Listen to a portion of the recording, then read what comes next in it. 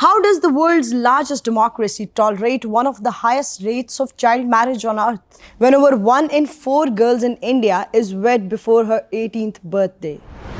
Can it still claim moral leadership? According to UNICEF's 2023 report, India remains home to the largest absolute number of child brides globally. Over 223 million women aged 20 to 24 were first married before 18.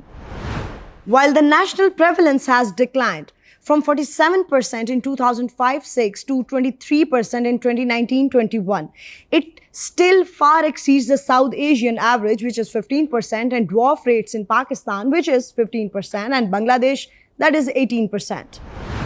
What drives this crisis? Poverty and social norms are part of the story, but beneath them lies India's entrenched caste hierarchy. A landmark study in social science and medicine shows that girls from scheduled castes, Dalits, are 10% more likely to marry as minors than their peers from upper castes. In many villages, lower caste girls are viewed as economic burdens, transferred quickly to another household through marriage to reduce household costs and protect family honor.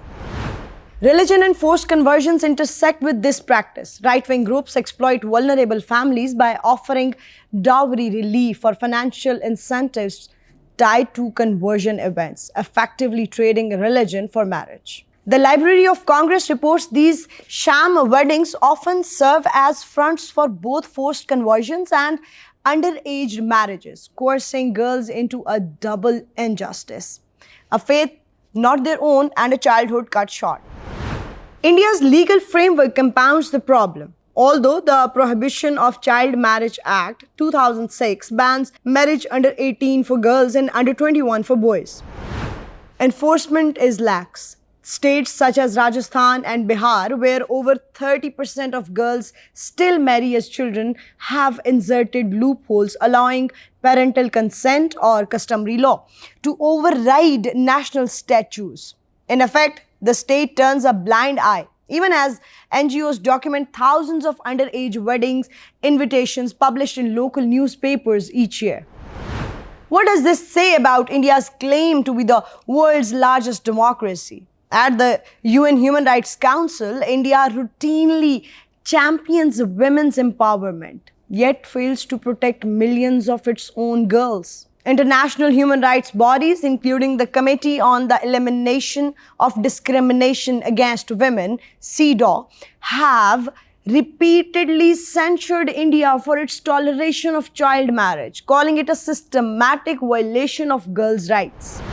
Moreover, the fallout is devastating. Early marriage correlates strongly with higher maternal mortality, poor educational outcomes, and multi-generational poverty.